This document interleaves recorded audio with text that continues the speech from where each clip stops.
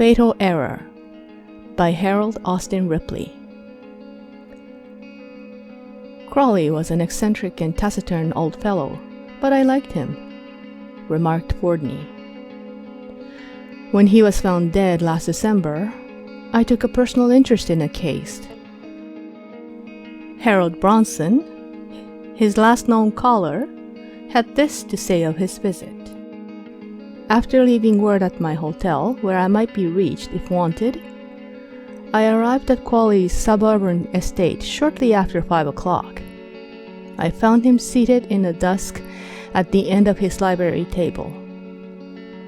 Courteously enough for him, he waved me into a chair at the other end and invited me to dine with him at 8 o'clock.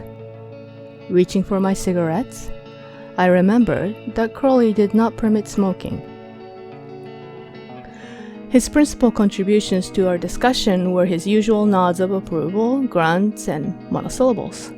Very sparing of words was Mr. Crawley. About 7 o'clock, the telephone rang and he asked me to answer it. It was my wife, asking me to return at once to see an unexpected visitor.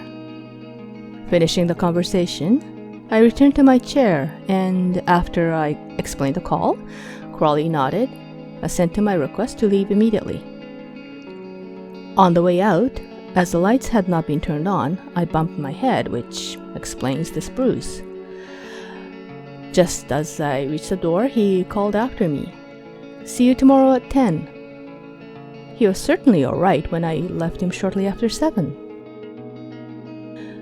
Although Bronson's telephone alibi was later proved sound, he had hardly finished his story before I was convinced he was implicated, concluded Fordney. What directed suspicion to Bronson? Solution.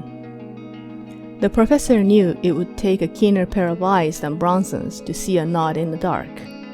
The lights had not been turned on, remember?